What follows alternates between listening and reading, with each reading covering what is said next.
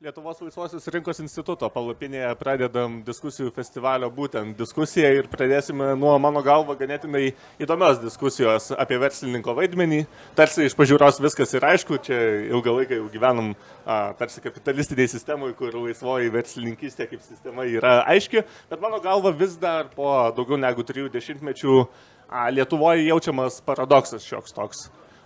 Viena vertus, tiek apklausos rodo, tiek ypač kai su tėvais kalbėsi, visi norėtų, kad jų vaikai būtų verslininkai ir visi labai norėtų, kad ir patys galbūt savo verslą pradėti kažkokį, bet kita vertus, verslininkas yra laikomas kaip tas, kuris tik apie pelną rūpinasi, dažnai godumu kaltinamas ir laikoma, kad tiesiog išnaudoja darbuotojus. Tai mano galva toks yra paradoksas. Viena vertus tu pats nori pradėti savo verslą, kita vertus tarsi kažkuo amoralaus laikomas yra vis dar verslas. Nesakau, kad visų žmonių galvose, bet tikrai toks požiūris dar mano galva yra gajus. Todėl mano galva svarbu kalbėti apie apskritai, kuo verslininko vaidmuo visuomenėje yra unikalus, nes yra tas mitas, kad verslininkas iš vis nieko neveikia, jis net nedirba nieko, tai apie tai irgi pakalbėsime. Ir kadangi diskusiją moderuosiu aš, Leonardas Marcinkevičius iš Lietuvos laisvosios rinkos instituto, tai aš vis tiek esu teoretikas, verslo darimo patirties neturiu. Tai čia su manimi turiu 3 verslo virtuvę tikrai puikiai išmanančius žmonės. Tai priešais mane ten toliau Mantas Agentas, kuris yra UAB Mantinga generalinis direktorius. Sveiki, Mantai. Taip pat Rytis Laurinavičius, kuris yra rinkodaros automatizavimo platformos Omnisend vadovas ir švietimas #1 valdybos pirmininkas. Ir Kotryna Kurt, kuri yra rinkodaros agentūros LinkedIst ir AQ22 bendrai įkūrėja ir vadovė. Tai diskusijos formatas bus paprastas, jeigu norėsit papildyti vieni kitus, sureaguoti, kviečiu tai drąsiai daryti. Ir diskusijos pabaigoje, jeigu turėsit klausimų, mielai indikuokite, turiu palikę šiek tiek laiko ir mielai kelkite ranką arba kitaip parodykit, kad norit užduoti klausimą, bus proga ir jums užduoti klausimus, kad ne aš vienas čia intervuočiau jūs. Tai pirmiausiai galbūt nuo Manto norėčiau pradėti tokio klausimo. Tai tie mikrofonai turėtų visi veikti, jų junginėti tarsi ir nereikės. Mano klausimas toks, kada verslininkas yra tiesiog daugiau vadybininkas, o kada tarsi kūrėjas kažkokio savo produkto ir ar tai yra viena kitai prieštaraujančios tos 2 funkcijos? Aš tai galvoju, kad jos gal viena kitą papildančios ir nėra tik vadybininko arba tik kūrėjo, nes kiekvienas jaučiu verslininkas pirmą kuria tai produktą, paslaugą, kažkas, kas sprendžia kažkokį tai to kliento problemą. Ne? Bet viena, kad ją sugalvot, apipavidalint, sukurti, daugiau kūrėjų tau reikia, sakykime, tų genų, savybių ir panašiai. Bet gale dienos po to reikia ir kad tai nebūtų nuostolinga ilgoje perspektyvoje, nes tas nuostolis neleidžia veikti toliau. Tai tu tada turi būti ir to vadybininku, sektus ir KPI'sus ir panašiai. Ir aišku, tai yra netokia įdomia rolė kaip kūrėjo ir visi verslininkai, manau, sutiktų, kad vis laiką daug įdomiau yra naujos idėjos, vystymas ir taip toliau, nes daug ten yra dopamino ir visko yra. O ta vadybinė kasdienybė, tokia tas kasdienis sunkus darbas yra šiek tiek rutina, neįdomus ir panašiai, bet jo irgi reikia, nes kitaip tada nebus tvari tai kūryba ir tos idėjos. Tai aš sakyčiau, kad nėra tik tai vadybininko arba tik tai kūrėjo, jis turi turėti ir tų savybių ir kartais būti vienoje rolėje, kartais būti kitoje rolėje. Ir ta analitika yra jau daugiau kaip iš idėjos sekantis dalykas, kuris leidžia užtikrinti, kad ta idėja iš tiesų yra tvari, ar ne? Jo, kad ne tik tai idėja būtų, bet jinai būtų tvari, 10 ar 20 ar 100 metų laikytųsi, o tam, kad laikytųsi, dažniausiai turi būti pelninga, kad turėtų iš ko toliau gyventi ir toliau plėstis ir panašiai. Taip, Kotryna, papildykite. Dar papildysiu, tai iš tikrųjų dažniausiai, tikriausiai visi verslininkai pradžioj būna kūrėjai ir vėliau vienaip ar kitaip augant komandai, augant idėjai, naujom rinkom, atsirandant visi tikriausiai perina labiau vadybos tą rolę. Tai vyksta labai natūraliai ir toks būna didysis įmonių startas kūrėjų, kuomet jie ir pradeda tuos verslus, kurie juos įkvepia, kurie kažkaip vienaip ar kitaip kyla iš idėjos. Ir aišku, po to daugelis nelabai mėgsta tos jau vadybininko rolės, nes jinai tikrai nėra labai pati tokia kūrybiškiausia. bet tokia dažniausiai ta pradžia būna ir į ką įsivysto. Aš čia pagalvojau, kad viena vertus, kai tu esi samdomas darbuotojas, dažnai yra skirstomi komandose irgi į tuos idėjų generuotojus ir tuos darytojus, kurie užtikrina jau, kad ta idėja būtų įgyvendinama. Čia tarsi girdžiu, kad yra tos dvi rolės, kurias vienas žmogus tarsi savyje turi bent kažkiek talpinti, ar ne? Ryti, gal turit ką papildyti? Kai kurie talpina, kai kurie ne. Tai ir tikrai yra pakankamai nemažai žmonių, kurie yra puikus idėjų generatoriai, bet jie gali pavežti ten 2, 3, 5 pirmosius metus, o paskui jie išsikvėpia, eina kitos idėjos ieškoti ir panašiai. Tai tada būna vienas iš dviejų, arba verslas tas važiuoja žemyn ir jie kažką įkuria naujo, arba jie sugeba nusamdyti profesionalius kokybiškus vadybininkus, kurie galbūt pasižymi šiek tiek mažesnių kūrybiškumu arba mažesnė drąsa tiesiog bandyti neišbandytas teritorijas, bet yra puikus tiesėjai ir, žinai, jau visiškai su Exceliu, taip sakant, dirba ir taiko geriausias vadybinės praktikas. Tai yra žmonių, kuriuose tai dera, yra žmonių, kuriuose tai nedera. Arba tada, būna, žinot, yra verslų, kurie gal vienas žmogus ar šeima, žinai, yra verslų, kur yra co-founderiai, tai jie puikiai papildo vienas kitą tada. Aš dar gal papildysiu, kad ir verslui yra sveika turėti abu. Jeigu ir savininkas nueina ir atsitraukia visiškai, būna irgi tokių atvejų, bet vis tiek kažkas komandai turi liktų kūrėjų. Nes kai pasidaro tik Excelio verslas, jis pasidaro labai nuobodus ir gale dienos po to vartotojams jisai pasidaro nuobodus ir pasirenka konkurentus. Tai tarsi, jisai turi būti sveikas balansas visą laiką, ar tai bus asmenyje, ar komandoje toj pačioj, ar nežinau, kaip tai bus sukonstruota, bet kiekvienas verslas turi turėti ir to kūrėjo geno ir vadybos geno, tada jis gali būti sėkmingas. Tai čia ką girdžiu, kad visada pradžioje, aišku, turi būti idėja, ne Excelis kažkoks, kur vadybinį viską, bet tą palaikyti nuolat reikia nepertraukiamai, kad atsišviežinti tas idėjas ir panašiai, ne?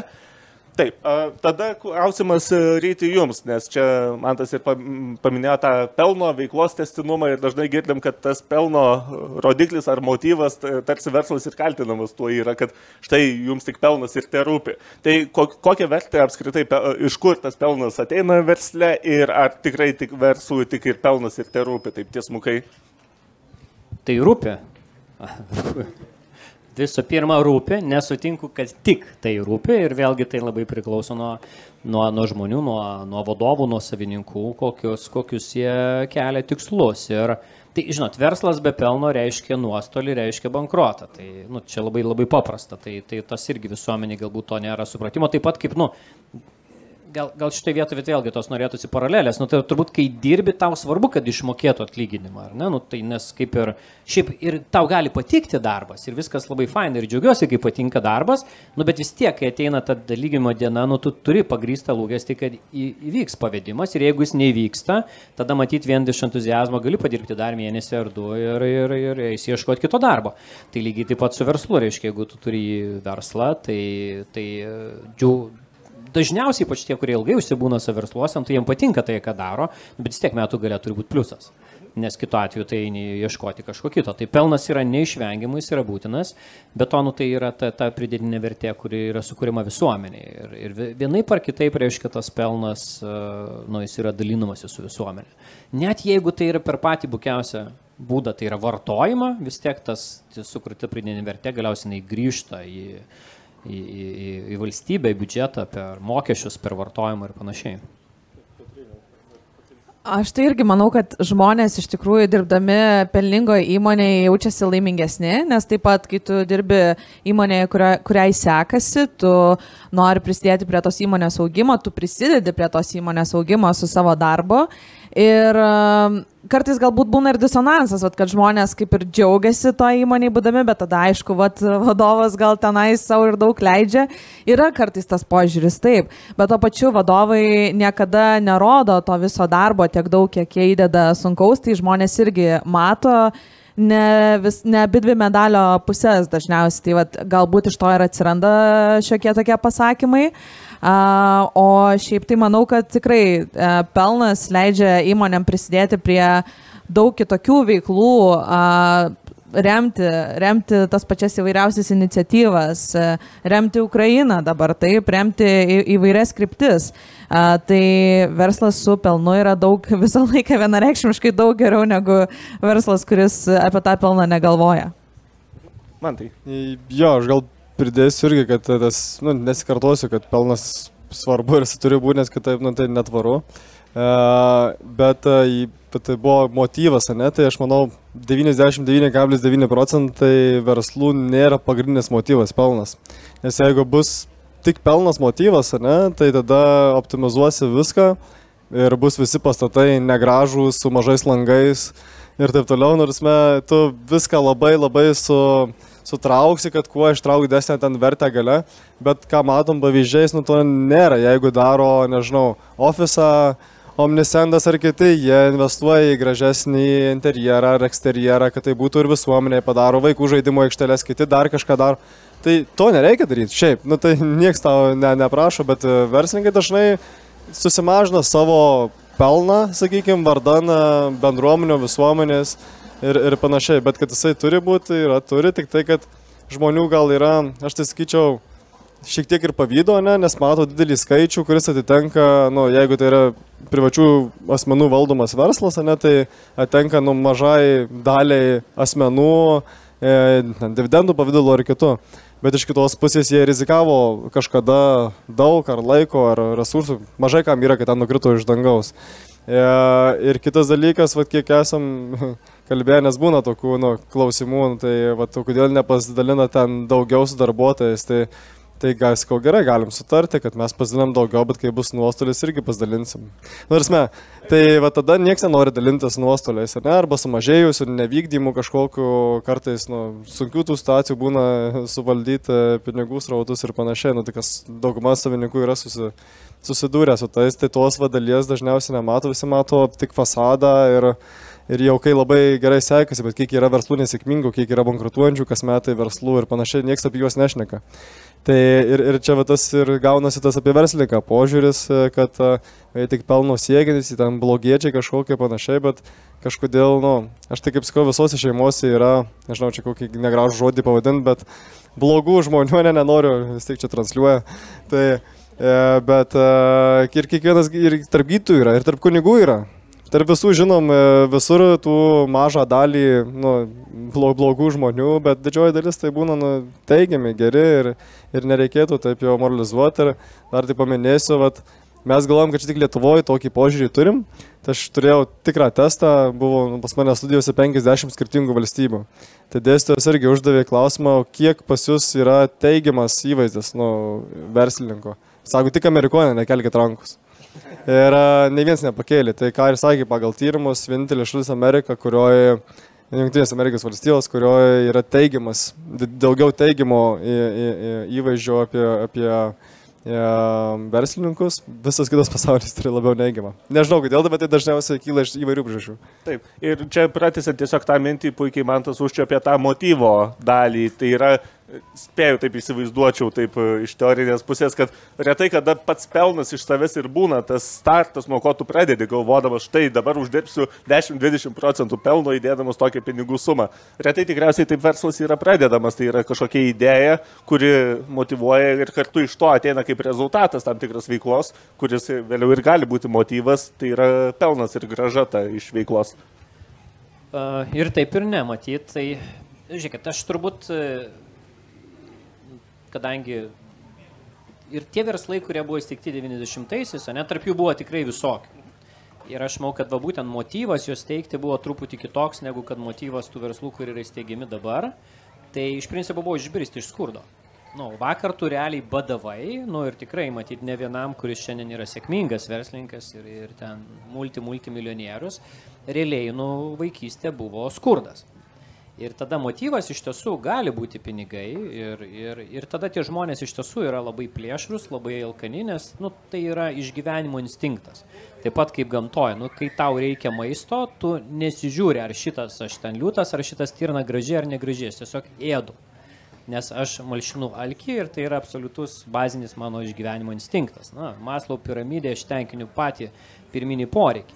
Tai dėl to tikrai, kaip čia pasakyti, ar lietuvių visuomeniai, kai mes pradėjom darytis laisvi ir panašiai, tai visų pirma, tai apskritai privati iniciatyva buvo blogis. Ir keliasdešimt metų buvo kalbama, kad bet kas yra privatu, šiaip yra blogai, Nu, tai jau yra mentaliteto lygis. Tada antras, kad dalis tų, kurie išlaisvėjo ir kurie buvo alkani ir iniciatyvesni, iš tiesų, ar jie visi veikia ten labai sąžiningai ir panašiai, nu, ta prasme, mes matom istorijų, žinai, kai ten tuo metu vadinosi invalidų draugijos ir panašiai, nu, ta prasme, nu, kaip ir viskas gerai dabar su tais verslais atrodo, bet, nu, praktikų buvo įvairių pritaikyta, nu, ir tas šleifas, tas štampas vienas po kito buvo dedamas mūsų visuomeniai, žinai. Ir aš manau, kad to irgi buvo. Ir ar patys verslininkai, kai kurie prie to neprisidėjo, tikrai prisidėjo. Galų galiu, nu, Paluckas šiandien, nu, ta prasme, nu, jis toliau teršia šitokį verslininko įvaizdį, ne? Nes tipo socialdemokratas, bet va, jis ne va tai verslininkas dar tuo pačiu ir, nu, va, toks nevykęs kišenvagis, žinai, ten vagia kažkokiom santykinai mažom sumom, bet reiškia, kur jis tą daro? Versle. Ar ne? Nu, tai tokių tikrai elementų yra ir tas yra. Tai, nu, tai tiesiog, ką aš noriu pasakyti, kad šitoje vietoje nėra taip, kad, nu, kad visi verslininkai yra pūkuoti ir visi yra geri. Tikrai ne. Kaip ir visur visuomenė yra, kaip ir sakė, ne, gerų gydytojų, gerų kunigų, bet taip pat labai blogų, nusikaltėlių ir panašiai. Tai tas yra dviejopas, o paskui sudėjus su viskuo ten truputį galbūt pavydo, truputį kažko ir tas, nu, amplifikuojasi. Tai čia on us, verslo savininkų, vadovų darbas yra šitą įvaizdį keisti, rodant savo pavyzdžių. Aš manau, kad čia, žinai, galim šnekėti kiek norim, bet tol, kol nematys, kad verslai realiai savo sėkme dalinasi su visuomenė, tol visuomenė taip ir mąstys. Tai šitoje vietoje tiesiog, kad užfiksuoti, tai kaip ir darbuotojų visokių yra, kaip ir paprastų nedirbančių ar nieko neveikiančių žmonių, irgi gali būti visokių ir dėl visokių priežasčių pasirenkančių tokį veiklos pobūdį, kokį jie pasirenka. Taip ir versle gali būti, nieks nesako, kad verslas automatiškai, jeigu pradedi verslą, tu esi ar amoralus, ar moralus iš savęs. Tai gal kažkas nori dar kažką sureaguoti šitoje vietoje. Aš tik tai pritarsiu, kas jau buvo pasakyta, kad tas šleifas... Žadėjai prieštarauti. Aš bandau pagalvoti kažką, kaip čia paprieštarauti, bet iš tikrųjų negaliu, nes tas šleifas tikrai yra atėjęs dalinai ir jisai liks ir visokių žmonių bus, tai vienareikšmiškai aš tiesiog pritariu ir net nežinau, ką daugiau čia ir be pridurti. Tai gal kokį kitą klausimą? Tai aš tiesiog užbaigiant šitą klausimą apie pelną, tiesiog, kadangi ir apie darbuotojus tos pačius buvo kalbama, tiesiog bandau įsivaizduoti darbuotoją, kuris viena vertus sako, kad štai kiek pelno uždirba šitą įmonę, bet pasirinktų verslą, kuris dirba nepelningai. Tai man atrodo, kad ir paties verslo ir verslininko atsakomybė yra šitoje vietoje valdyti tuos pinigus rautus ir užtikrinti ir prieš darbuotojus, su kuriais sudaro samdomo darbo kontraktą, kad ta veikla būtų tvari ir tu galėtum užtikrinti tą patį atlyginimą ir panašiai. Gal dar apie darbuotojus, jeigu tokį pavyzdį, žinai, tai aš manau, kad visada yra labai blogai visuomeniai, kai yra disbalansas. Tai reiškia tikrai, jeigu, pavyzdžiui, yra kažkokia labai didelė bedarbystė ir žmonės neturi pasirinkimo ir jie priversti dirbti už bet kiek, bet kam ir bet kokiam sąlygom, yra labai blogai visuomeniai. Tai, pavyzdžiui, mes IT sektoriuje, dabar tas, manau, yra labai susinormalizavę, bet vat, prieš ten 4-5 metus tikrai kurį laiką turėjom į kitą pusę. Kai inžinierių trūkumas buvo toks didelis, kad iš principo tu darbdavys turėjai stotis ant blakstienų, kad tik tai pas tave kažkas ateitų dirbti. Ne, tai mes matėm, kad ne visada reiškia tas verslininkas arba įmonė, verslas yra tas stiprioje pozicijoje, ta prasme, istorijoje yra buvę ir kitokių situacijų ir va čia Lietuvoje visai neseniai, kur mes matėm iš kitos pusės. Ir ar tikrai visi darbuotojai, taip sakant, tuo metu buvo ten labai švelnus ir pūkuoti ir tiesiog kėlė savo sąlygas iki beprotybės, tai tikrai pilna buvo tokių žmonių. Tai va, balansas visada yra sveika. Ir iš tikrųjų darbuotojai irgi eidami į darbo pokalbį kažkuriam etape vis tiek teiraujasi, kaip tavo įmonėse, kaip įmonė, kokie planai, kokie tikslai, nes tu nori būti dalimi įmonės, kuri turi didelį augimą arba bent jau planuose dėlioja tą augimą. Manau, visiškai normalu. Klausimas, Kotryna, jums. Žinau, kad turite patirties ir kitose šalyse ir tą palyginti požiūrį galbūt į patį verslą ir panašiai. Tai klausimas, ko trūksta galbūt, kad Lietuvoje tas verslas galėtų pilnavertiškai skleistis, ar pas mus visgi ta situacija yra visai nebloga?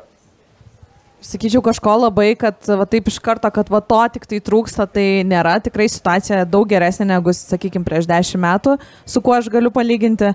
Bet tuo pačiu, ko vat, ir būdama dabar New York'e ir San Franciske nemažai laiko, matau, kad vis tiek to pasitikėjimo savimi ir žengimo to atkaklesnio kartais gal kai kuriem pritrūksta, bet nebūtinai jie tampa verslininkais. Tai irgi verslininkai šiaip Lietuvoje tikrai yra drąsus, atkaklus ir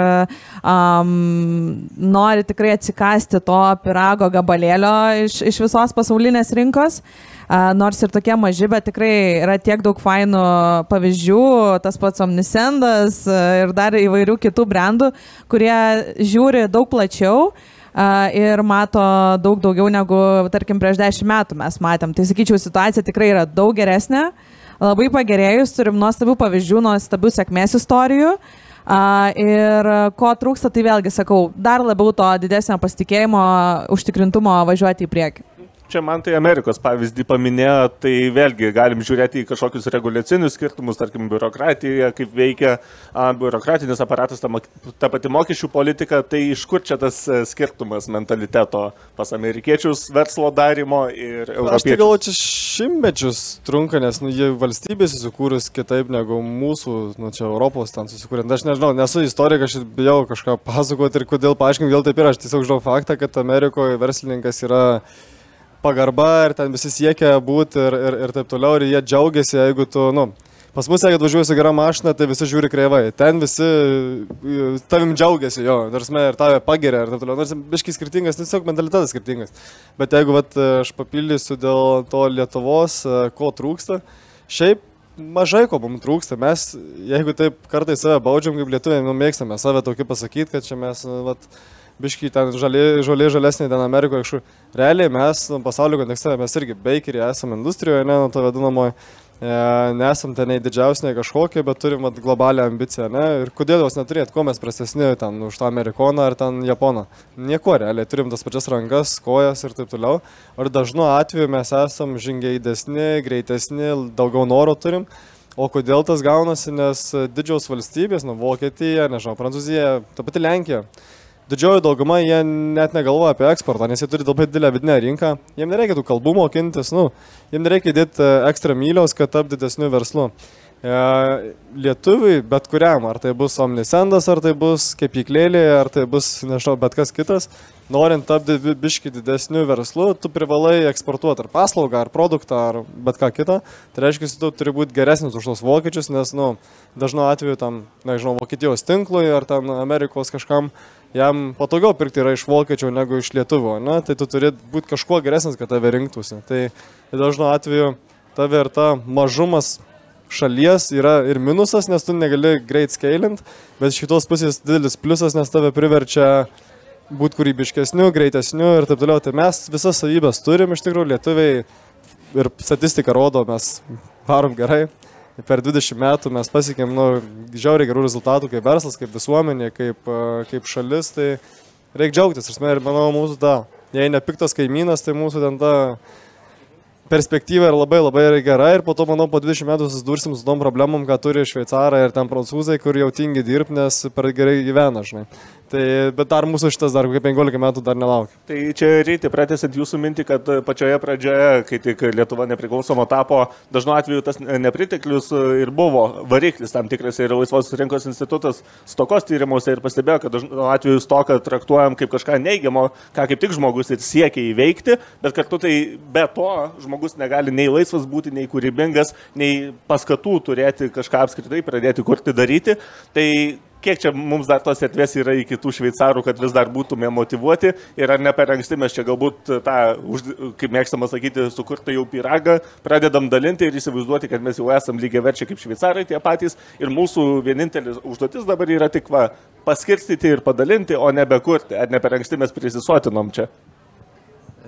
Per anksti gal. Tai apie stokos fenomeną, tai čia aš manau, kad jūs yra, mūsų pagrindinė rinka yra JAV ir ten turim apie 30 žmonių, kurios ten samdom, tai realiai stoka ir yra visako pagrindas, kodėl verslininkas ten vertinamas, nes ten nėra nieko duoto.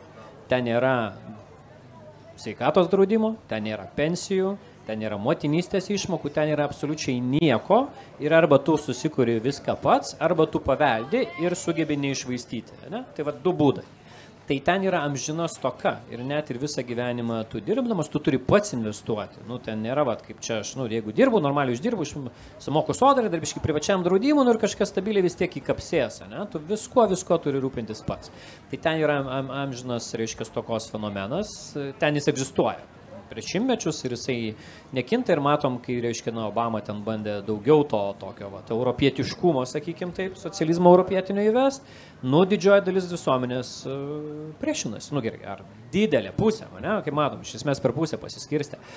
Tai, nes kita vertus ant to pastatyta amerikietiška svajonė, ne, kadangi mes tiek gimėm, kadangi stoka yra visiems vienoda maždaug, tai tu gali tapti viskuo. Arba nieko, lygiai taip pat, viskas apti jų. Tai čia va tas. Ir Lietuva, ar mes ne per anksti čia biškai prisisotinam, tai, žinokit, yra man tokio jausmo, yra tokio jausmo, kad mes užmiegam ir ypač galbūt tie, kurie, niekada nekūrė ir paskui ateina į valdžią ir sako, čia viskas gerai, dabar jau laikas viską apmokestinti, laikas, reiškia, žinai, čia kuo daugiau perskirstyti. Ir tai yra žiauriai pavojinga. Ir šveicarai, matot, kas yra, buvau atostogų kaip tik šiemet Šveicarijoje, tai pirmą kartą tiek daug laiko praleidau to šaly, tai yra keli niuansai, kas ten yra labai ryšku, bent jau man tai pasižiūrėjus ir ten draugų gyveno, tai su jais pasikalbėjau. Tai kas yra, šveicaras perka iš šveicaro, net jeigu yra ir brangiau, šveicaras daro kokybiškai, iš esmės tai yra labai protekcionistinė šalis. Ta prasme, ten imigrantus įleidžia tik tą būtiną minimumas, kuris reikalingas jam užtikrinti, reiškia, patogiam pragyvenimui. Jie labai proteguoja savo gamybą, savo verslus ir panašiai. Ir pagaminta Šveicarijoje yra, 3% brangiau, viskas okei su to, aš vis tiek pirksiu. Tai ten yra tikrai. Ir kitas dalykas, žinai, nuo ten 19 amžiaus vidurio nebuvo karo. Paskutinis karas buvo pilietinis ir jis buvo ten, reiškia, labai izoliuotoj teritorijoj, jis nebuvo šitas ir kai viskas yra tiek amžių negriauta, tai tas irgi prisideda. Pas mus tos prabangos nėra. Kotryna, mačiau, nors sužadėto panuoti, bet laukiu. Taip, tai man teko pagyventi Šveicarijoje keletą mėnesių ir tuo pačiu su darbo reikalais tenais lankytis. Ir bendraudavau su vietiniais akceleratoriais startuolių. Ir kažkaip pamačiau, būdama tenais, kad visi startuoliai, kurie tenais yra ne šveicarų. Tai sakykime, iš 15 startuolių buvo gal 2 įmonės, kurios buvo šveicarų sukurtos, o visi kiti italai, prancūzai, lietuviai ir iš kitų, žodžiu, Europos šalių. Ir tas labai parodė, kad inovacija nebelabai vyksta toje šalyje. Jinai vyksta, bet jinai vyksta daug lėčiau, daug mažiau ir panašiai. O ką aš pati pastebiu Lietuvoje, tai gal mažiau ir mažiau to alkio. Alkis yra didelis motivatorius daugeliu iš mūsų, kitiem verslininkam, bet, pavyzdžiui, jaunesniem kartom aš galbūt matau ne visada, bet šiek tiek mažiau ir mažiau to alkio noro kurti, bet labiau tiesiog, viskas kaip ir egzistuoja aplink tave, viskas labai patogu. Man tai matot tą alkio stoką? Kažkiek gal dar skau, man atrodo, dar 20 metų dar šiek tiek jau bus, nes ir dar kartą, aš dar save labai jaunus skaitau, tai dar mano karta visi turi dar to alkio. Tai vat, kas bus ta kitoji karta po tų 15 metų, tai vat, tikriausiai jie turės mažiau. Taip statistiškai turėtų tai būti, nes mes daug geriau gyvenam ir jiem, ypač jeigu tu ne regione augi, o vat, Vilniuje, žinai, nes Lietuva turi 2 Lietuvas, mes čia matom burbalą, socialinį aplink pasivaikščioje, aplink šitą parką. Nuvažiuojat į Marijampolę ar dar kažkur, miestai gražus, bet jeigu paklausysit žmonių, kiek jie laimingi, statistiškai tikriausiai bus mažiau. Dėl įvairių priežasčių. Tai jeigu dar mažesnį miestelį, tai dar bus kitaip. Tai dar pas mus ta Lietuva nėra Šveicarija, bet einame mes link jos ir daug dievė mes nueitume į to Šveicarijos lygio, ar ten kitos kažkokios siektinos šalies, bet alkis tikriausiai mažės. Ar jį manoma sustabdyti tą mažėjimą, nežinau. Tikriausiai natūraliai su augimu, su tobulėjimu ir ateina tas paradoksas. Nes mes esam santvarka, va kaip Amerika, jie, žiauriai gerai, jų ten BVP per capita tikriausiai panaši bus kaip Šveicarijos, kažkas ten netolio, ne? Bet pas juos yra tas tokos, ne? Visa sistema pastatyta.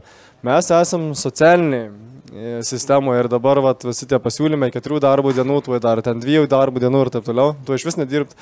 Tai va čia yra tas grinai socialinė ekonomika ir politika, kuri jaučiu ir bus, nes mes esam šalia to Nordik šalių vadinamų, tų šiaurės, kurių yra gajita socialinė sistema, tai tikriausiai nepasikeis tas mentalitetas per 15-20 metų ir šalis kuo geriau gyvens, tuo labiau ir norės, būtų tokia labiau vartojimo, natūraliai. Kiek pavyks išvengti, nežinau, bet man taip atrodo, čia mano tokia nuomonė. Mes turim tokį didelį grėsmę, bet tuo pačiu didelę galimybę yra kaimyną didįjį. Ne? Tai kas Lietuva šiaip turi unikalų šansą pakeisti tokį, kaip čia pasakyti, tą stokos ir alkio trūkumą į tam tikrą baimę, bet su ketinimu labai aiškiai gintis. Ne? Ta prasme, tai yra Izraelio pavyzdys, Suomijos pavyzdys irgi, Izraelis, sakykime, gal toli kultūriškai, ten Amerikos parama didžiulė, Suomija, kultūriškai artimesnė, neturi ten kažkokios išorinės paramos, bet jie yra tiesiog tą pakeitę, ne? Ir alkis yra iš principo, jų yra, pasiruošimas visada gintis. Ta pati Šveicarija, ta prasme, jie nekariavė ten 180 metų, bet lankiausi keliose namuose, visose yra bunkeriai. Bet bunkeriai, ne priedangos, ne parkingas, ant kurio lentelė užkliuota priedanga, bet realus bunkeris, kuris apsaugo nuo tiesioginio, reiškia, sprogimo.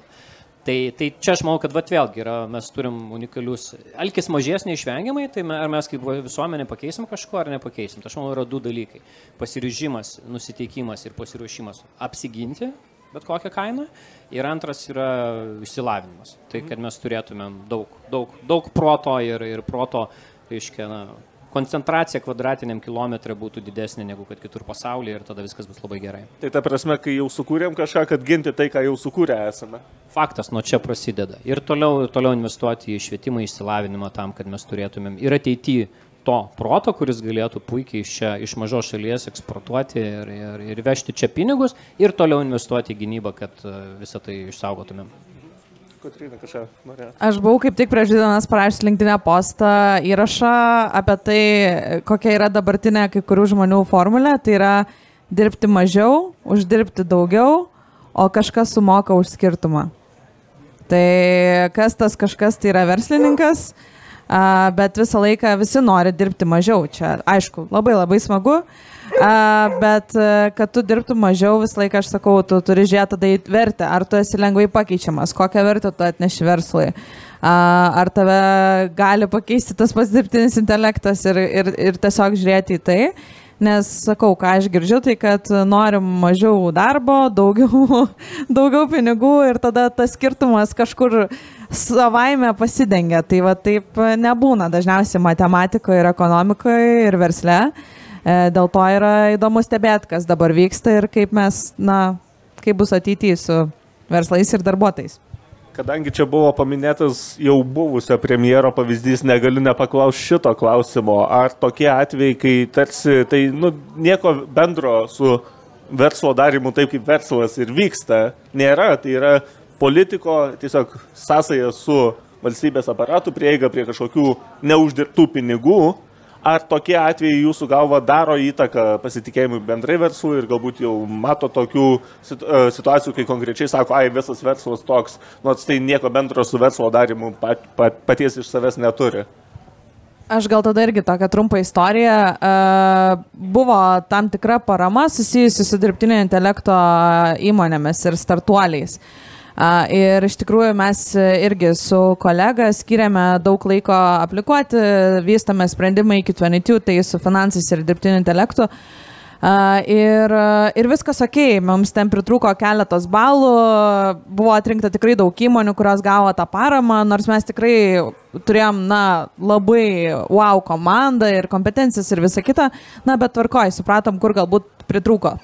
Ir po to aš keliauju į Ameriką, į San Franciską, sutinku lietuvį ir sakau, tai ką tu veiki, kuo tu užsiemi, sako, aš šitokį vystau dirbtinį intelektą, sakau, okei, įdomu, tai ką tu ten vystai, kaip čia nutiko ir visa kita. Tai žinok, aš ten aplikavau tokią, laimėjom ir, žodžiu, kažką čia, bet aš čia keliauju ir čia kaip ir nieko nevystau ir tiesiog tie pinigai įsisavina labai puikiai.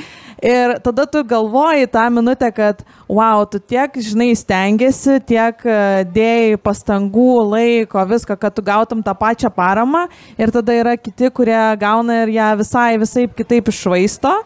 Tai visą laiką tas bus. Visą laiką bus ir juoda, ir balta, ir visokių tokių situacijų. Ir ta pati Palucko situacija, tai yra ta juodoji situacija, kur yra ta parama ir jinai naudojama blogai, bet yra dar N tų variantų, kada paramos yra puikiai įsisavinamos ir nuostabiai panaudojama ir sukuriami nauji produktai ir sėkmingos istorijos, nuo kurių net verslai prasideda, kurie po to išauga į labai didelius verslus. Tai galva, Rytis turi dar kokių kitų istorijų. Aš pasikabinėsiu prie tavęs. Jie prie vieno žodžio gerai, prie žodžio įsisavinimas. Nu, man tai yra toks, yra...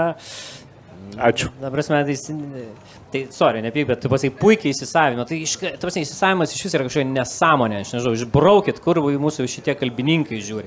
Tas žodį reiktų išmesti iš lietuvių kalbos ir skirti baudas už jo naudojimą, nes jis pats savaime, ne įdarbinimas, ne investavimas, bet įsisavimas. Ir kaip žinok, aš irgi naudoju tą žodį, tai dėl to, bet ta prasme, jis tiesiog taip prigijęs, bet jis, tiesiog jo ėmė užkoduoti kažkoks negatyvumas. Jis prigijęs nuo tų visų kitų blogų situacijų ir tada tu kažkaip pavartoji. Bet taip, būtent, tu net kalbi kaip apie normalų, reiškia, investavimą, vis tiek, jeigu europiniai pinigai, tai jie turi būti įsisavinami. Net jeigu nieko nepavagi yra įsisavinimas, bet įsisavinimas yra kažkoks tai toks iškreiptas terminas. Tai išmes šitą žodį, velniop. Man tai kažką papildyti norėsit dar? Ne, daug ką pasakė, aš tik tai iš tos, ar tai daro įtaką, aišku, daro, nes kai, žinai, viskas irgi dažnai nuo komunikacijos. Tai kai komunikuoji iš 10 žinių 9 neigiamas ir vieną teigiamą, tai ir darosi įvaizdis neigiamas. Pas mus ypač mėgsta dėl tų clickbaitų, nežinau, čia Omnisenas tikriausiai geriau supranta tą, kaip jie ten, tie medija paima pinigus, ne, bet principai jie specialiai deda tas antraštės tokias ir dažniausiai pažiūrėk, kad srauta top 10 naujienų, ar tai bus apie verslą, ar tai bus ten apie peleką kitą. Tai bus daugiausia neigiamos, kaip ten kas pavogė, įsisavino. Kiek apie Palucką tą istoriją, ne, tai kiek gavo dėmesio.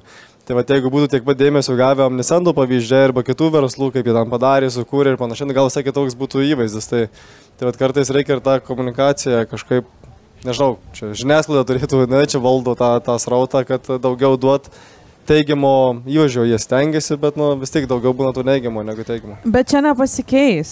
Nežinau, kas turėtų pasikeis, nes ta žiniasklaida vis tiek rašo tai, ką skaito ir kur daugiausia spaudžia. Tai kaip ir mes patys diktuojam, tai apie ką ir įvyksta tos istorijos. Ir tai toks... Ir dar, o gal? Ir dar iš kitos, ne, čia jau pridėsiu ir dar iš tos, čia ir verslininkam tas... reiškia, yra dalis, tai vėlgi čia iš mūsų visuomenės, kas dar yra kitaip Amerikoje, ne? Tai jeigu man pasisekė versle, aš esu super proud, yra partnerių, tų pačių, reiškia, influencerių, su kuriais dirba mane, jeigu jie kažką uždirbo, jie eina ir šneka, žiūrėk, aš uždirbau PMLM, ne? Tu surask Lietuvoje verslininką, kuris pasakė, žiūrėk, aš čia pernai uždirbau PMLM, visiems aišku, ne? Viešai ant scenos kartoju ir tą rodau kaip pavyzdį, pas mus vis tiek dar tas toks, tai yra gyrimasis ir tai yra, negatyvu. Ir ta prasme tas visiems taip pat, žinai, mes turim, iš tų pačių startuolio, ne, irgi kalbam, tarkim, tarp startuolio, ne, stock optionai. Tai reiškia, jauniem darbuotojam, naujiem darbuotojam, kai tik kuriesi, padalinamos akcijos, kurios gali būti vertos arba nieko, arba labai neproporcingai daug. Ne? Tai ir tikrai yra sėkmingų pavyzdžių, kur buvo kažkas parduota ir panašiai, bet apie juos visi atsėdi ir tyli. Ir tada yra tas negatyvių žinių srautas, kuris yra, bet iš kitos pusės reiškia apie tos pozityvius pavyzdžius mes nešnekamės, per kuklų, žinai. Ta prasme, man tas neina ir nesako, žinai, aš čia kur, atostogavau, žiūrėk, kiek išleidau, mano čia šitas skrydis kainavo taip, skridau verslo klase ir panašiai. Tai dalį žmonių tai stimuliuoja pavydą, dalį žmonių tai yra įkvėpimas, nes aš irgi norėčiau taip gyventi, aš turiu labiau pasistengti, nes tai yra įmanoma. Ne? Tai mes šito balanso irgi Lietuvoje, aš manau, kad tu tą ypač jauti, socialiniuose tinkluose, žinai. Tai čia irgi, onas. to pavyzdžio per mažai. Nes visą laiką galvoju, kad mes Lietuvoje, ir mes šiandien kaip tik diskutavom su kolegom, kad mes vis dar galvojam, kad apie mūsų pasiekimą turi sužinoti iš šono. Tarasi, apie tavo gerus pasiekimus tu pats nesakai, bet iš šono pasiskaito ir pamato, ir tavo įgūdžius pamato, bet tu nekalbė apie savo įgūdžius. Ir tada kažkaip paploja tau ir pasako, ir tada tu jautiesi, nu va, kaip faina pamatė vis dėlto, kad aš tos milijonus uždirbau, kaip smagu. Bet jo, yra toksai, kad tu neini tiesiai šviesi ir nešneki. Tai čia gal ir tas, aišku, ką čia ir minėjo Rytis, ir tas pavydo momentas, tiesiog toks kultūrinis, kad nesinori tokioje aplinkoje viešinti to, bet kita vertus ir ką kalbėjome ir pačioje pradžioje, kai apie pelną diskutavome, tai vadovas tarsi įmonės įkūrėjas neparodo viso to darbo, kurį jis daro, jis jo nekomunikuoja tiek akivaizdžiai ir tada tarsi atrodo, kad tie pinigai iš oro krenta. Tai šitoje vietoje, kadangi tikrai dirba ir skirtumas tas, kad darbuotojas gali uždaryti laptopą 5 valandą ir ramiai ilsėtis, verslė tikriausiai tai įsivaizduoju, kad verslininkui nebūna dažnu atveju. Tai klausimas mano prieš perinant prie klausimų auditorijos žiūrovų, jeigu turės. Klausimas mano toks, o kalbam apie darbuotojų motivaciją, o kas motyvuot turėtų ir kas motyvuoja tada patį verslininką toliau kurti, toliau daryti, kai aplinkui to pavydo yra tiek daug ir panašiai. Normaliai viskas su to pavydu, nėra jo čia per daug, viskas gerai Lietuvoje ir netgi, sakyčiau, ne prieš pastatykim darbuotojo ir ten vat savininko. Kodėl? Nu, visai ir vieni ir kiti įdeda daug pastangų ir manau, kad yra labai sąžininga dalintis. Darbuotojai turi gerai uždirbti, bet turėtų taip galimybę, kaip sakiau, užversti ten laptopą 5 valandą. Bet, nu, tai kiekvieno pasirinkimas ir kažkas kitas, kas nori daugiau apdovanojimo, high risk, high reward, ne? Bet tuo pačiu sutinka prisimti didesnę riziką. Tai ir reikia ir vieno ir kito, nes jeigu visi čia būtų tik tie, žinai, kūrėjai, kurie nori daug rizikos, o tai kas padarytų darbą. Tai ta prasme, tai čia turi būti labai sinergija ir bendradarbiavimas. Tai va, aš sakyčiau, šitas yra labai svarbu, ne prieš pastatyti. Ir šiaip neturi motyvuoti nei darbuotojo, nei verslininko niekas. Aš visada sakau, nu, čia galbūt labiau irgi apie žmonės kalbant ir taip toliau, geriausias pasaulyje darbuotojas yra savimotyvuotas darbuotojas. Taip pat ir verslininkas. Nes jeigu darbuotoją motyvuoja tik tai, ką įmonė sukuria ir ką ten duoda ir ten dėl to, kad yra surelių šaldytuve, nu, tai, ta prasme, tai aiškiai tu ne toj vietoje. Ne? Tiesiog tau tai, ką tu darai, aplinka, kurioje tu darai, kolektyvas, darbas, tau turi patikti. Va tada yra faina. Ir aš manau, kad šiandien, va, čia vienas iš mūsų dabartinės gerovės lygių, net, man atrodo, ir kad outside burbulo, kaip sakai, net ir provincijoje, žmonės gali rinktis. Ir aš manau, kad tai yra didžiulis mūsų kaip šalies pasiekimas, kad tu nesi priverstas daryti bet ką už bet kiek dėl to, kad tu neturi pasirinkimo. Nes šiandien trūksta darbuotojų ir aš manau, kad to some extent, kol tas trūkumas nėra per didelis, jis irgi labai geras stokos fenomeno, reiškia, veikimas truputį kitų vektorių, ne į žmogų, bet į organizacijas, kurios turi būti kūrybiškesnės, kurios turi būti inovuoti ir to pačiu žmonės turi pasirinkimą, nes reiškia, gali surasti darbą, kuris būtų daug savimotyvuojantis, o ne kažkas kitas motyvuojantis. On top of it, aš manau, kad irgi labai svarbu rasti didesnę prasme, bet čia jau mano asmeninis pavyzdys. Pavyzdžiui, pinigai man nėra asmeninis motivatorius, pinigai yra įgalinantis motivatorius. Tai, kaip ir sakė, ten švietimas numeris 1, pavyzdžiui, organizacija, kurią su ten bendraminčiais įsteigėm, niekas už tai nieko nemoka, tam išleidė nemažai laiko ir nemažai savų pinigų. Bet tai yra faina daryti ir tai, kad tu turi resursų, už ką tu gali kažką daryti daugiau, nei tik uždirbti pinigus, tai manau, kad irgi yra. Ir aš matau, kad vis daugiau ir daugiau verslininkų tai yra didelė motivacija. Tai yra labai faina.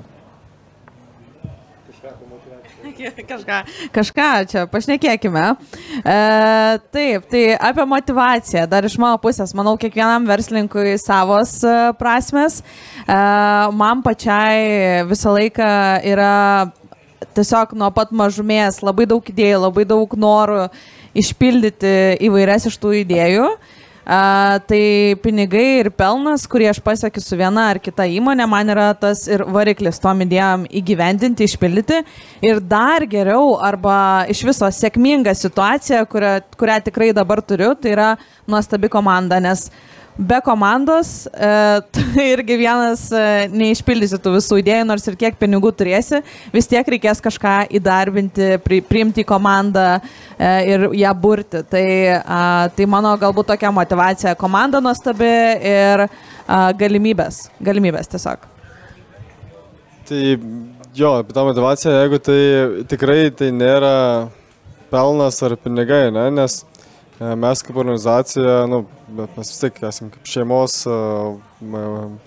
šeimai priklausantis verslas, tai mums jau esančio dydžio tikrai užteks ilgam, ne, tai ir man kaip vienas draugas sakė, kiek kotletų gali suvalgyti, ne, 10 nesuvalgys per vakarienę, 20 irgi, ne, suvalgyti tuos 2 ir tai jau slotus, tai realiai, kai žmogui yra ten statistiškai paskaičiuota, man atrodo, kažkaip pajamų lygis metinis, kuris daugiau tau laimės nebeneša.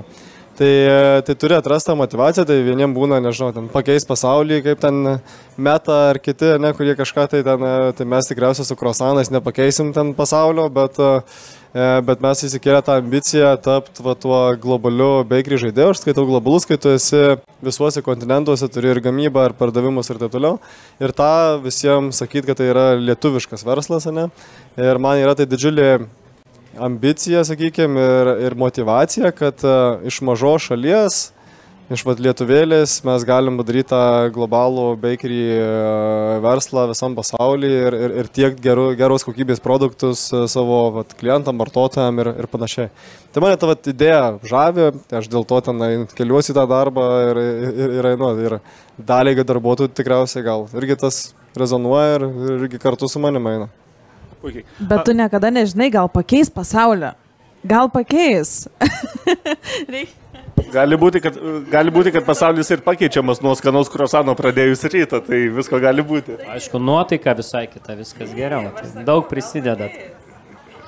Taip, ar yra klausimų iš žiūrovų, gal kažkas kažką? Tai prašysiu šiek tiek arčiau prieiti. Taip, aš tokį klausimą irgi apie verslininko įvaizdį, tai kartais būna taip, kad verslininkai padaro sėkmingą verslą ir, tarkim, gan anksti iš jo pasitraukia, uždirba daug pinigų ir, tarkim, tiesiog paskiria naują vadovybę ir džiaugiasi savo uždirbtais pinigais ir daugiau to nedirba. Ir, pavyzdžiui, gal kaip sakot, Amerikoje tai būtų pagirtinas ir geras pavyzdys tokio įvykio ir kaip tai yra Lietuvoje. Ir dar antra šio klausimo dalis būtų, pavyzdžiui, ar verta, turint sėkmingą verslą, važiuoti su juo iki galo ir siekti tobulybės, kuri realiai neturi galo, ar verta atsitraukti ir kurti naują verslą ir bandyti naują idėją. Tai nežinau, ką manot šią temą. Puikiai. Tai pirmą, aš gal, nežinau, asmeniškai nelabai tikiu tuo modeliu, kai arba tai būna tik fasadas, kuris visiems atrodo, kad atsitraukęs nėra pareigose kaip vadovo, ne? Jis yra tik akcininkas ir jis tipo nieko nedirba ir verslas klesti, ten uždirba ir auga 10%. Tai aš tokio scenarijaus nelabai ir mačiau ir nelabai įsivaizduoju, nes dažnu atveju vis tiek jis kaip akcininkas pakankamai aktyvus būna. Jisai kitom formom būna aktyvus tam versle, nebūtinai to kasdienybėj, bet jeigu verslą visiškai paleidžia, tai dažnai būna atvirkštinis atvejis, kad nusivažiuoja tas verslas, kada visiškai paleistas. Tai aš manau daugiau fasadas, žmonėms atrodo, kad taip yra, kad taip tikrai vyksta, kai tu parduodi, nes tu gauni iš karto visą kapitalą ir tada tu gali nieko neveikti, jeigu taip nori, ne? Tai Lietuvoje yra įvairių atvejų, yra tie, kurie pardavė ir nieko neveikia, yra, kurie pardavė ir kitus verslus kuria, tai po to gali dienos būna tavo pačio kaip asmens pasirinkimas, kaip elgtis, bet tos operacinės rolės, tai taip, dauguma nori atsakyti, nes, kaip kalbėjom, yra kūrėjas ir vadybininkas, tai tas vadybininkas, iš esmės yra rutininis ir nuobodesnis darbas negu kūrėjom, tai dažnai savininkai prie tam tikro verslo dydžio atsitraukia į valdybos rolę, akcininko rolę ir jie tada kitus verslus kuria, galbūt kitas, nežinau, visuomeninės idėjas realizuoja, labdaros fondus kuria, bet jie pilnai jų darbo diena tikrai užkrauta ir nėra taip, kad jie ten vien tik tai šampaniuką Monake geria ir nieko neveikia. Tai labai nuretas atvejis, aš nelabai matęs. Nežinau, galbūt kolegos daugiau matė. Aš gal iš savo patirties trumpai pasidalinsiu, kad irgi su tom, tarkim, mažesnėm dviem įmonėm vis tiek, kad ir kiek aš ten atsitraukdavau nuo vienos ir kaip ir viskas yra žmonės, kurie rūpinasi, C-levelis ir taip toliau, bet aš realiai dirbdavau nuo 6 ryto iki 10 vakaro, nes būdavau Amerikoje, tai kalbėdavau rytais su Europą, tada dieną Amerikoje ten dirbi reikalus tvarkai, vakare vėl kalbi skambinėsi, bet nieks to nemato, nes galvoja, kad tu nuo vienos dabar atsitraukęs, dabar kito darai, bet iš tikrųjų tu dirbi tiesiog žiauriai daug valandų į dieną ir tas atsitraukimas, jis labai priklauso, kokia tavo įmonė, kokio dydžio, kokia komanda, ar turi žmogų, kuriuo pasitiki, kuris gali ten, tarkim, perimti ar ne. Ir čia labai daug niuansų, man atrodo, yra šitam atsakymė, kaip galim pakreipti. Aš gal manyčiau, kad tavo 2 klausimo dalys buvo, ar ne? Tai yra apie atsitraukimą ir kitas, kiek ilgai tęsti. Man atrodo, kad yra vienas bendra vardiklis šitiem 2 klausimam, tai yra, o ko tu nori.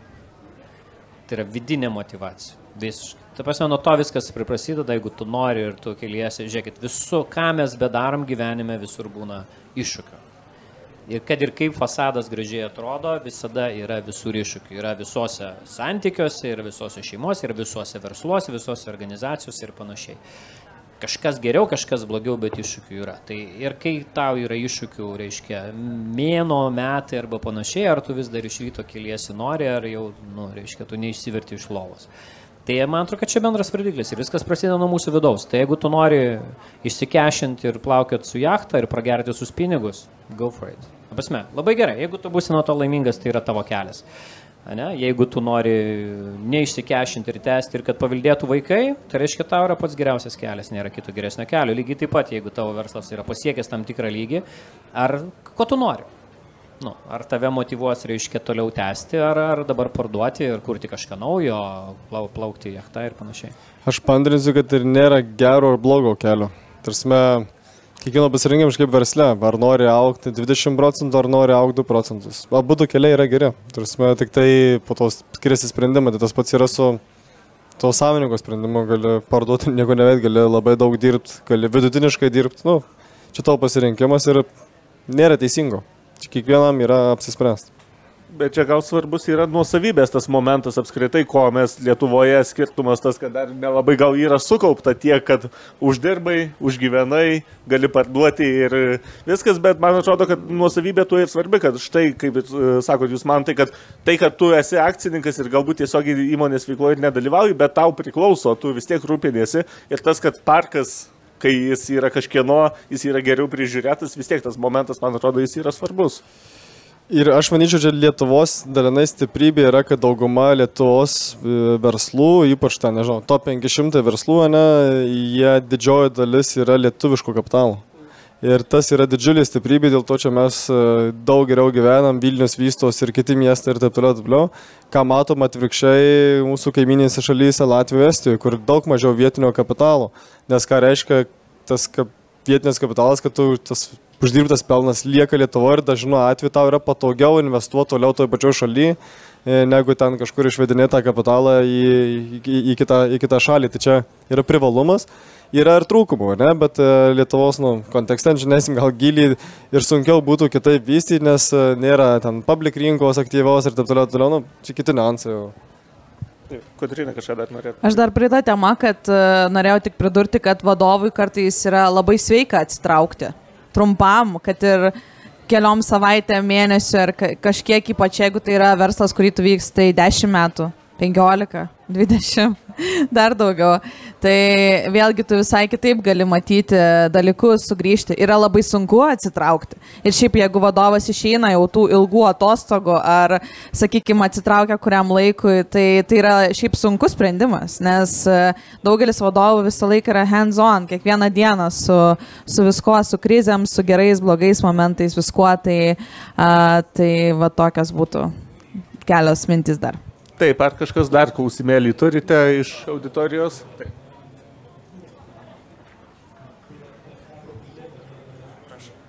Sveiki, Ernestas. Aš gal vieną repliką, kad prieš porą mėnesių įsigijom portalą BZN Start.lt, tai pas mums nėra nei vienos blogos naujienos. 10 metų.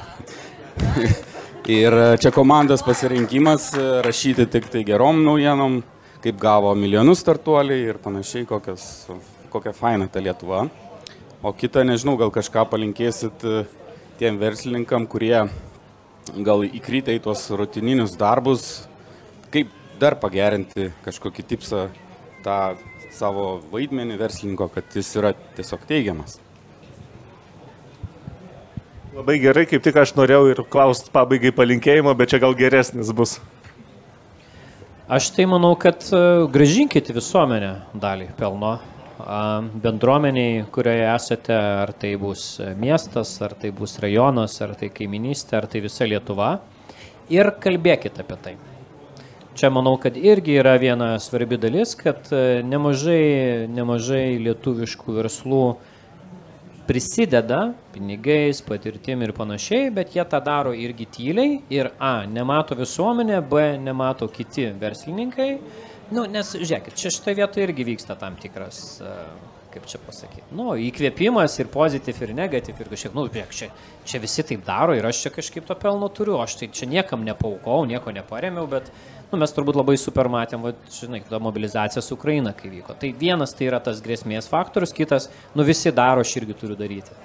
Tai aš tai turbūt tokį palinkėjimą, gražinkite dalį ir kalbėkite apie tai. Ir čia galbūt esminis skirtumas ir yra tada, kai pavyzdžiui, toj pačioj socialinės rūpybos sistemoje, ką matom, kai prasidėjo ta welfare state plėtra, kad žmonės vis mažiau nustojo patys aukoti, ar tai bažnyčia, ar savo bendruomeniai, nes tarsi galvojame, kad štai valstybė pasirūpino, arba štai aš sumokėjau mokesčius ir viskas, o kai yra paties iniciatyva pasirenkama, kur tu nori dedikuoti tą dalį lėšų, visai kitas santykis yra su ta parama. Taip. Aš pritarčiau visiškai Ryčiui, tik tai gal ne tik pelnu apsiribočiau, bet ir laiku. Nes dažnu atveju verslininkai, tie kūrėjai turi tą geną ar norą kurt, daryti, kažką tobulinti. Tai tiesiog skirt laiko ir visuomeniniam visokiam dalykam. Nežinau, ar tai bus universitetas vietinis, kuriam tu gyveni mieste, ar tai bus ligoninė, ar tai bus, nežinau, labdaringa organizacija, koks skirtumas kur, bet jeigu mes visi skirtume, nežinau, 0,1 savo etato, savo bendruomenėse, idėjom, tobulinimui ir panašiai, net nebūna pinigais, nes pinigais ne visi verslai gali, aišku, kažkiek dalį visi gali, bet vieni ten daugiau, kiti mažiau, visokių yragi situacijų ir panašiai, bet tas laiko prasme visi galim. Ir tikrai tai kainuoja tik tai minutės, tai susidėliojimas, prioritetai ir panašiai. Tai jeigu visa visuomenė tą darytų, manau, mes gyventume Lietuvoje dar geriau. Ir dar dvi temas noriu palobinti. Tai yra gynyba, tam, kad nebijotumėme šitą priešo, jis bijotų čia kišnagus. Ir antras yra švietimas. Manau, kad tai yra dvi labai kritiškai svarbios temos Lietuvos šviesiai ateičiai. Taip, Kotryna. Mano palinkėjimas galbūt tada būtų pradedantiesiems verslininkams, nes labai gerų čia jau turėjom tiems, kurie jau yra įlipę į tokias geras roges ar vežes.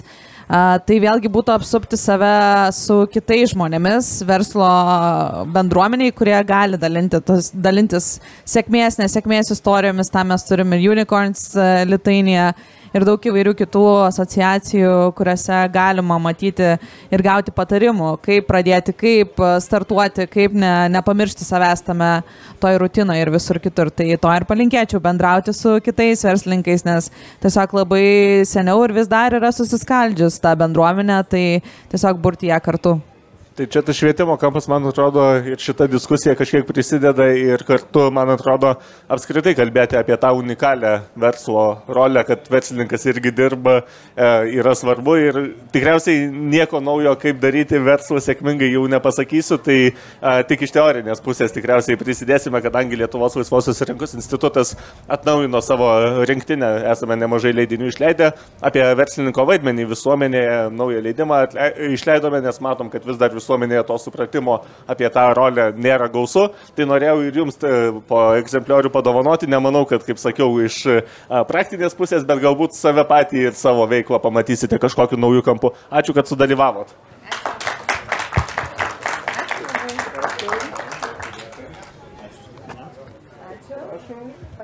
Ačiū, kad klausėt. Labai faina, jaunų žmonių kampą matyti. Labai faina. Jūs jau žingsneliu priekį už kitus, nes šiandien čia skiriat laiko, ne kažkur. Už kampo rūkot.